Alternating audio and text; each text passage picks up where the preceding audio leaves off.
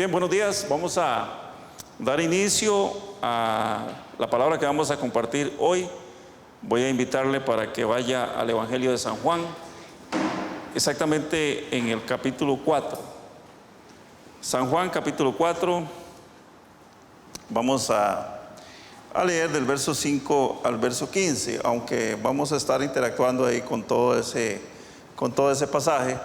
Este es un pasaje muy conocido por todos, el famoso pasaje de Jesús y la mujer samaritana. San Juan capítulo 4, versos 5 al 14.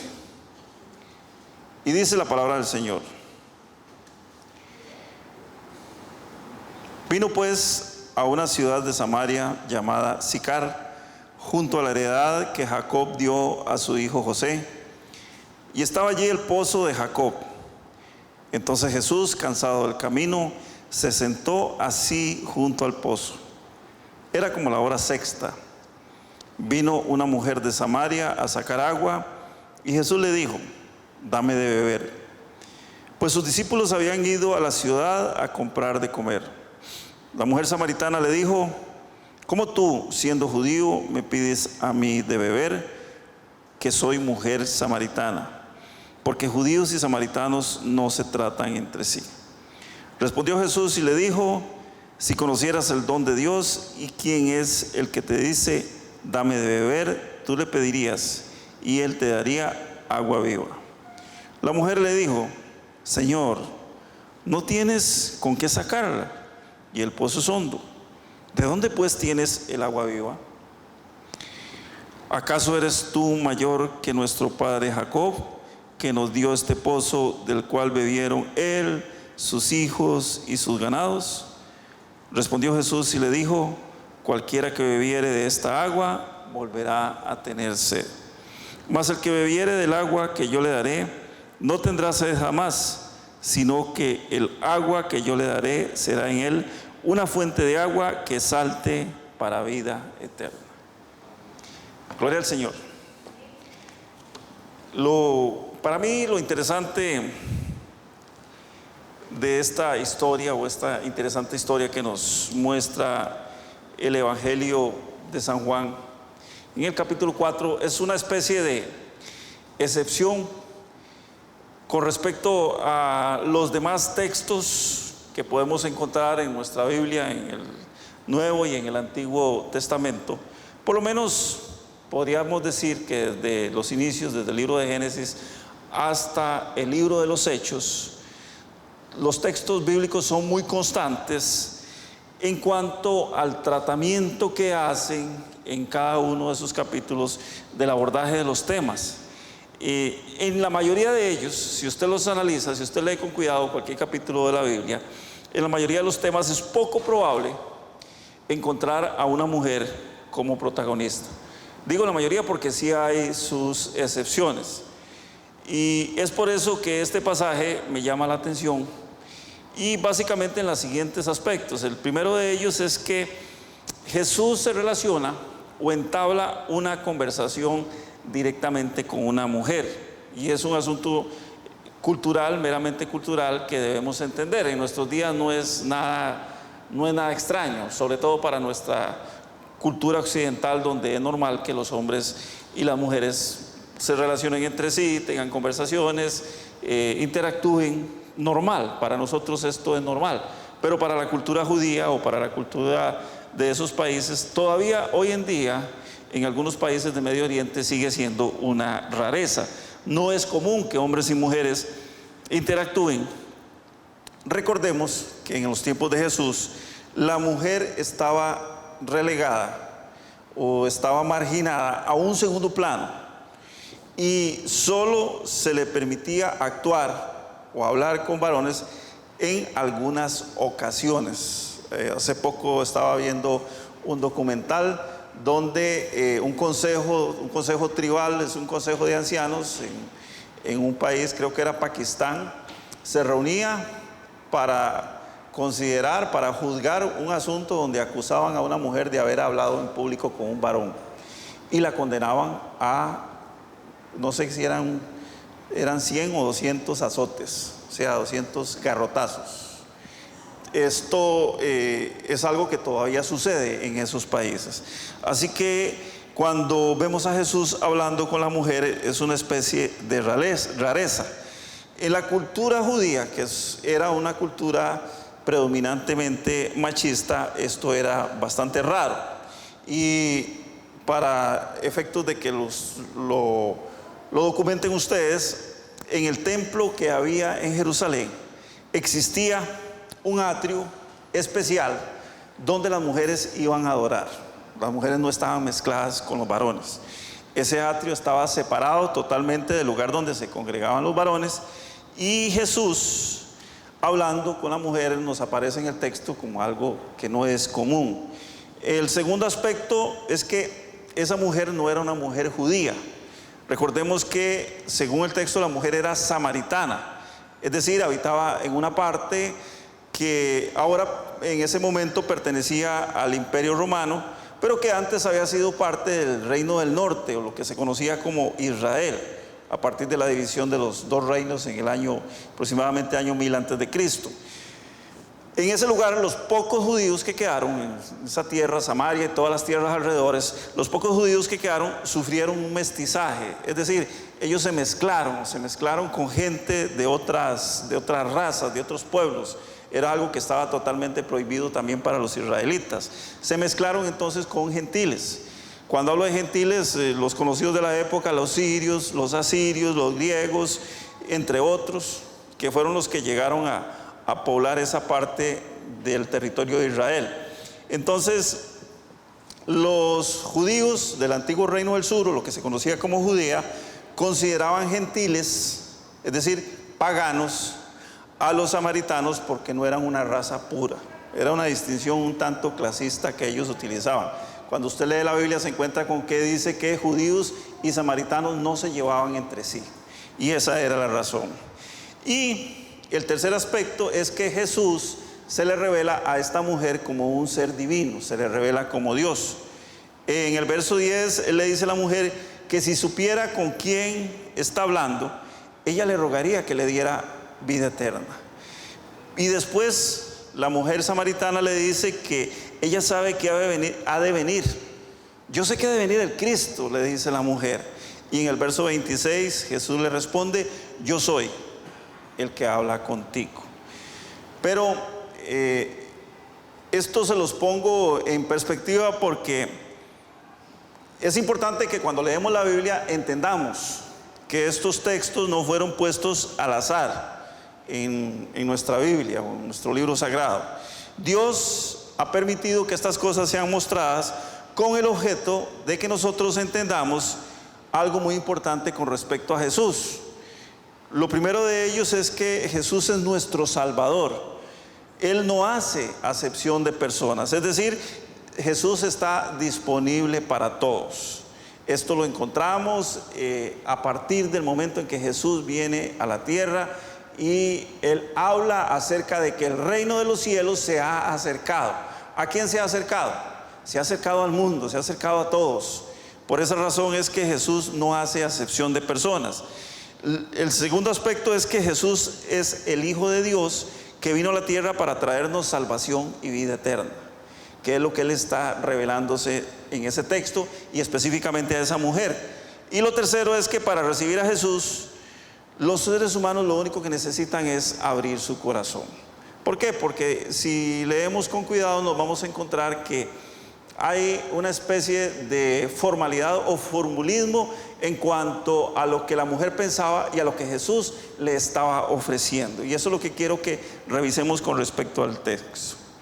En la primera parte de este capítulo nos encontramos a un Jesús que se aleja de la ciudad de Jerusalén, probablemente cansado, muy agotado de las discusiones estériles que se daban en boca de los religiosos, de los fariseos y de los saduceos. Y ahí precisamente al inicio ellos se empeñaban en comparar a Jesús con Juan el Bautista.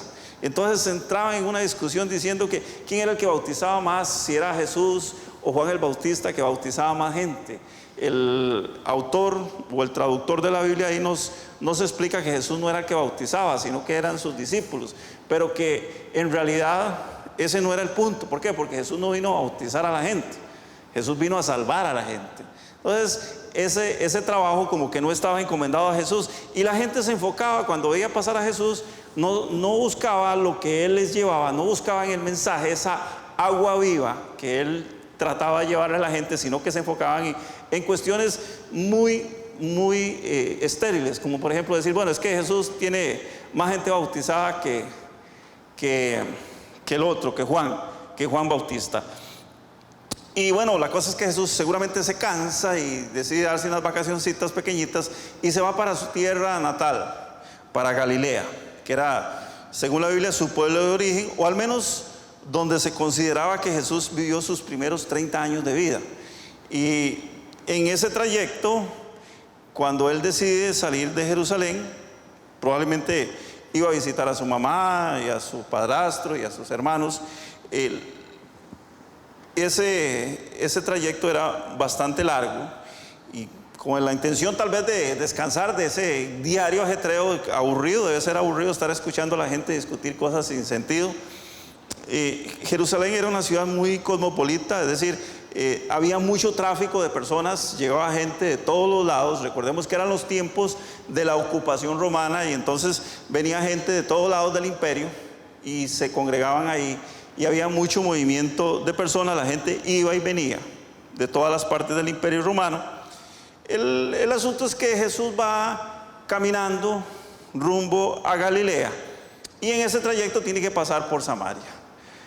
Y como todavía él y sus discípulos están un poco largos de su destino, de su lugar donde van a pernoctar, se deciden que tienen hambre, comienzan a sentir hambre y sienten la necesidad, obviamente, de comer.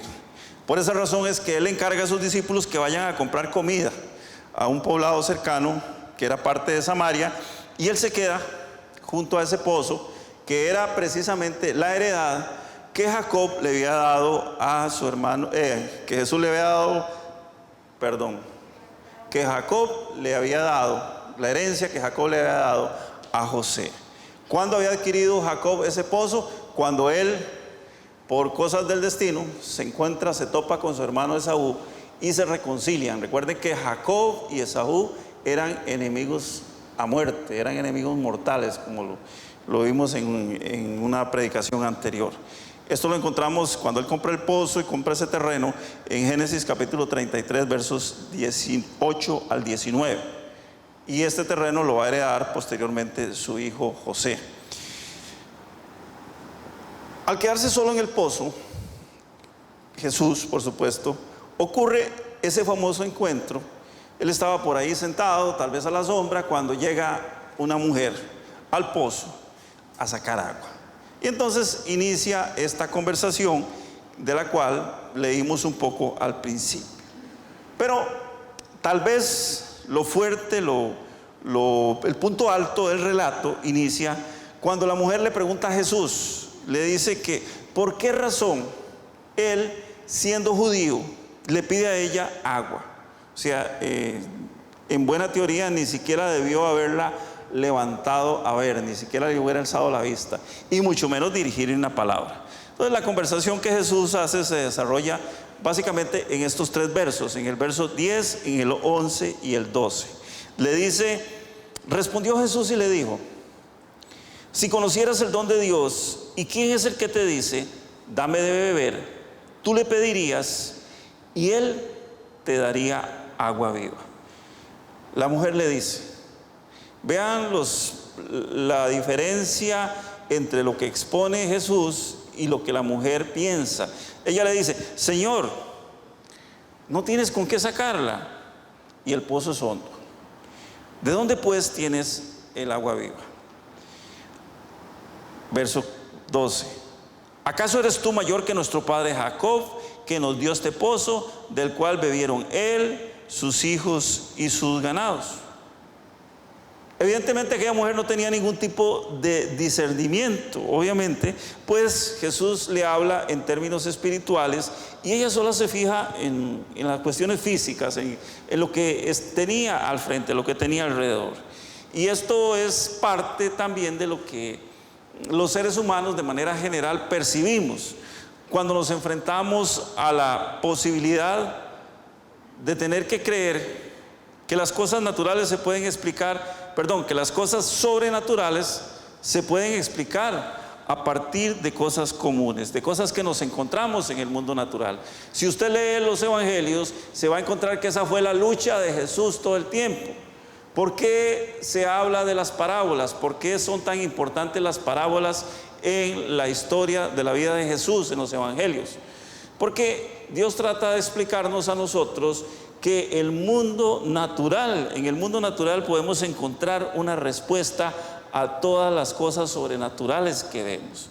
Pero cuando a nosotros los seres humanos se nos trata de explicar esto, se nos vuelve al revés la cabeza, se nos vuela la cabeza, porque no podemos entender cosas como que el poder y la autoridad de Jesús está por encima de cualquier cosa que nosotros conozcamos del mundo natural, y que no tendría ninguna razón de ser que Dios nos haya puesto tantas cosas sencillas a nuestra vista y que no podamos entender que detrás de ellas está el poder de Dios.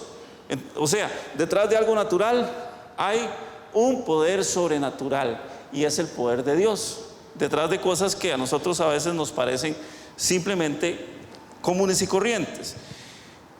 Jesús le habla a la mujer samaritana acerca de la necesidad que tenemos los seres humanos de recibirlo a Él como una fuente inagotable de vida. Y ahora que en la administración Valeria nos hablaba con respecto a por qué Jesús en sus momentos finales le pide al Padre que le quite ese sufrimiento que Él va a tener, y no era el sufrimiento de la muerte. Es muy interesante esto, porque no era que le relevara de la muerte, sino que no lo separara de Él. Esta necesidad que tenemos nosotros de Dios como una fuente inagotable de vida, y la única manera de que podamos estar pegados de Dios es a través de Jesús. ¿Qué nos separa de Dios? Nos separa el pecado. Cuando pecamos, sea de manera involuntaria o manera voluntaria, nos separamos de Dios. Cuando usted va al libro de Gálatas, en el capítulo 5, versos 17 al 19, habla de las cosas que son los frutos de la carne. ¿Qué cosas nos separan a nosotros de Dios? Y al final el apóstol Pablo termina diciendo: el que hace o el que practica estas cosas, no va a poder ver la gloria de Dios, o sea, no va a poder heredar la vida eterna. Entonces Jesús viene a ofrecer esa agua eterna, esa fuente inagotable de vida, como el agua que purifica y limpia. Pero ¿qué pasó con la mujer? La mujer solo veía lo que estaba alrededor, o sea, solo veía su entorno. Ella estaba al frente del pozo y ella estaba viendo al pozo, y tal vez ella decía: bueno, Jesús no trae un balde para sacar agua, yo sí lo traigo, seguro me lo va a pedir prestado. Pero entonces, ¿dónde tiene él el mecate o la cuerda que se utiliza para que ese balde baje hasta el final del pozo? Se cree que ese pozo medía aproximadamente 60 metros de profundidad. Y bueno, pues entonces ella no veía esas cosas, no podía entender cómo Jesús debía ser el proveedor del agua, o podía ser el proveedor de agua viva sin tener esos elementos que en el mundo natural eran necesarios para sacar agua del pozo. Jesús le dice: yo le doy agua viva, y ella decía: usted no tiene dónde sacarla, no tiene cómo, no tiene un balde, no tiene una cuerda, no tiene ningún acceso al pozo como yo sí lo tengo. Lamentablemente, hermanos, eso es lo que estamos viviendo hoy en día. Eso es lo que estamos viviendo con la iglesia del Señor. La mayoría de las personas están enfocadas, muy enfocadas en resolver problemas personales. Es decir, algunas necesidades físicas, otras necesidades materiales, el hambre y la sed física, que es nuestro diario vivir.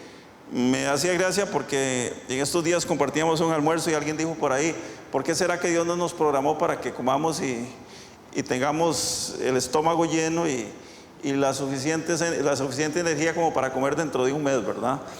Eso son nuestras necesidades diarias, y nos enfocamos demasiadamente en eso. Pero muy pocas veces nos enfocamos en nuestra necesidad de llenar ese gran vacío que tenemos sin la presencia de Cristo en nuestra vida. Qué difícil y qué falta de profundidad en nuestra mente que no podemos entender que tenemos necesidad de la presencia de Dios en nuestra vida, de la presencia de Cristo. El apego que los seres humanos tenemos con respecto a profesar, y este es otro de los puntos que encontramos dentro del texto, la necesidad que tenemos los seres humanos con respecto a mantener una vida religiosa. Nos enfocamos y buscamos mantener una vida religiosa que muchas veces nos hacen considerar nuestras tradiciones aún mayores, mucho mayores que la presencia misma de Jesús en nuestra vida. Ella le dice, verso 12, ¿acaso eres tú mayor que nuestro padre Jacob, quien nos dio este pozo, del cual bebieron él, sus hijos y sus ganados? La mujer obviamente estaba considerando en ese momento más importante la tradición que saber que el pozo había sido heredado. O sea, ella sabía que el pozo había sido heredado por el patriarca Jacob a sus hijos, y eso para ella era más importante que descubrir su verdadera identidad en Dios.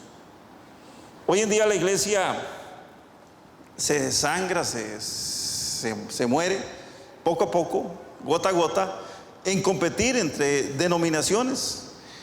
¿Cuál es la denominación que tiene la doctrina más pura? ¿Cuál es la denominación que tiene la verdad? ¿Cuál tiene una doctrina más sana? Todavía oye uno a la gente diciendo esas cosas. ¿Cuál es la que guarda mejor la santidad? ¿Cuál ayuna?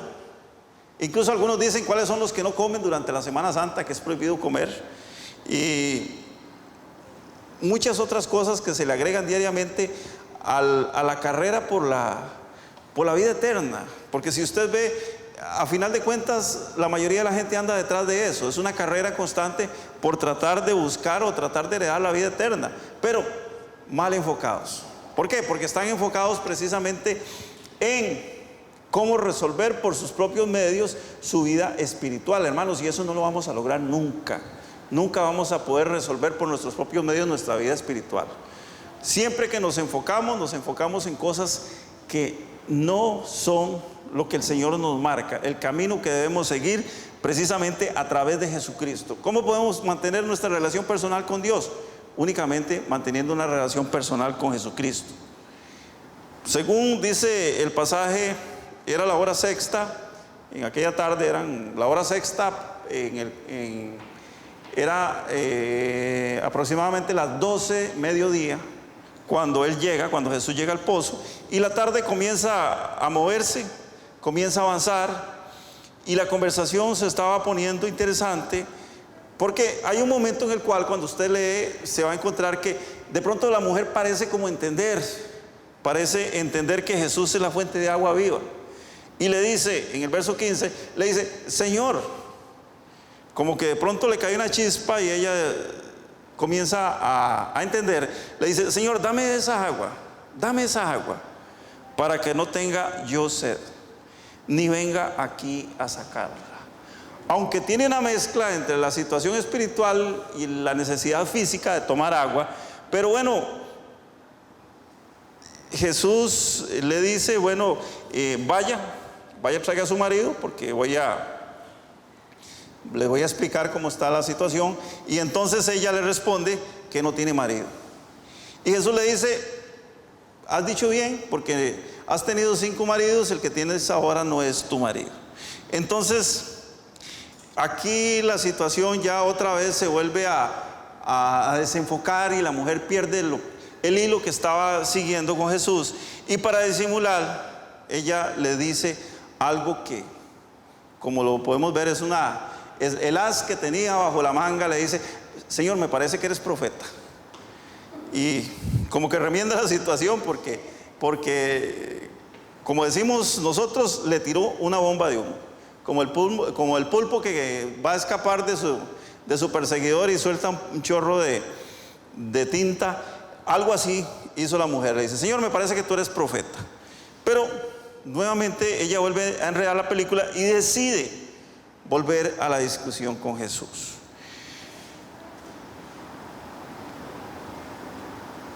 Y antes de tratar de buscar a su pareja para que Jesús le hable o les predique, ya queda en segundo plano y desecha la posibilidad, porque ella dice: no, hay qué vergüenza, voy a traerle ya este hombre me descubrió que yo soy una mujer que he tenido una vida bastante promiscua, y entonces voy a partir aquí la discusión. Y ya no está interesada en que Jesús les predique el reino de los cielos, y se enfoca entonces en buscar la vieja discusión religiosa.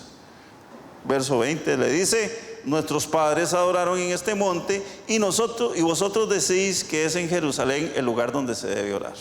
Entonces le dice: bueno, ahí sí está bien, perfecto, usted me habló del agua viva, usted es un profeta, usted tiene mucho conocimiento, pero usted está equivocado. ¿Por qué? Porque ustedes van a Jerusalén a hacer sus cultos, sus oraciones, van a Jerusalén a hacer sus reuniones religiosas, pero en realidad donde se deben hacer es en este lugar donde estamos sentados en este momento. Hermanos, ese comportamiento de la mujer samaritana no es muy diferente al comportamiento que tenemos los cristianos en nuestros tiempos. ¿Por qué? Porque la mayoría de las veces nos enfrascamos en vivir nuestra vida alrededor de rituales que a final de cuentas no nos acercan a Dios de ninguna manera. Los rituales pareciera ser que son tan importantes en la vida del hombre que nos alejan de nuestra vida espiritual. ¿Por qué? Porque si usted ve el texto se va a encontrar que Jesús estaba al frente de la mujer samaritana. La mujer samaritana tenía al frente a Jesús en persona y no lo podía distinguir. Ella no podía. Le cae un chispazo y dice: usted es profeta, pero pareciera ser que fue una cortina de humo para quitarse de encima a Jesús. Pensaba que lo mejor era ir a buscar a Dios en un lugar, como hacemos nosotros ahora.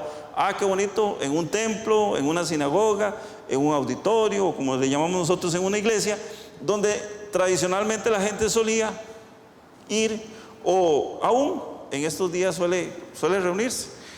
Hay mucha gente que no le interesa más que esperar a que llegue el domingo para ir como dice la gente, ir a buscar de Dios. Hoy, hermanos, nosotros tenemos la posibilidad de invocar a Jesús y tenerlo con nosotros de manera inmediata. ¿Cómo nos ha costado entender esto? Recordemos que contamos con un representante de Jesús en la tierra, y ese representante se llama, ¿cómo se llama? Se llama el Espíritu Santo, así es. Pero preferimos pensar que no podemos sostener una conversación con Él si no estamos precisamente en nuestro lugar de reunión. ¿Por qué? Porque religiosamente así se nos ha enseñado. Nos cuesta entender que usted puede sostener una conversación con Jesús en cualquier lugar que no sea el lugar habitual de reunirse. Por eso muchas veces escuchamos a la gente decir: uy, cómo extraño mi congregación, qué falta me hace mi iglesia. ¿Han escuchado a la gente decir eso? Hay gente que no puede orar, no puede reunirse, no puede congregarse, no puede estar en otro lugar que no sea su iglesia o el lugar donde se congregaban. Hermanos, este pasaje nos enseña una verdad fundamental que todo cristiano debería conocer, y es que los rituales, por muy bonitos que sean, por muy depurados o finos que sean, nunca van a satisfacer la sed de Dios. Ningún rito que usted haga nunca va a satisfacer la sed que tenemos los seres humanos de Dios.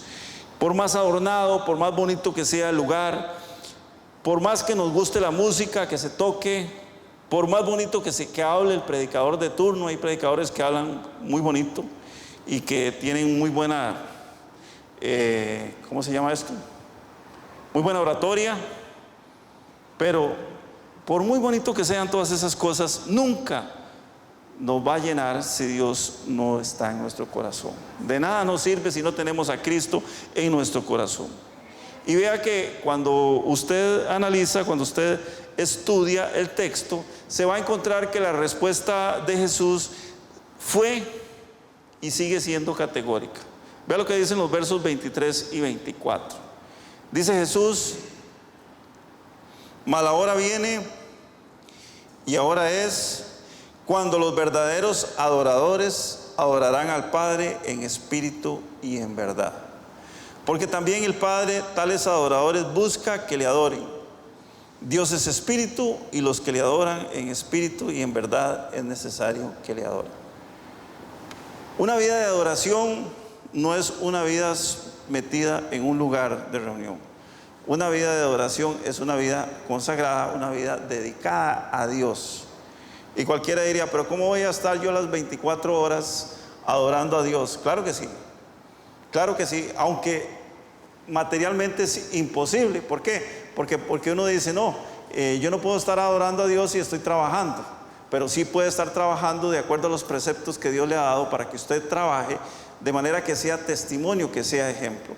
Igual cuando usted habla a bordo de una persona, cuando usted se monta en un autobús, cuando usted viaja en un taxi, como quiera que ande usted tiene que dar una vida de testimonio que tiene la presencia de Dios. Y precisamente esto es lo que Jesús dice.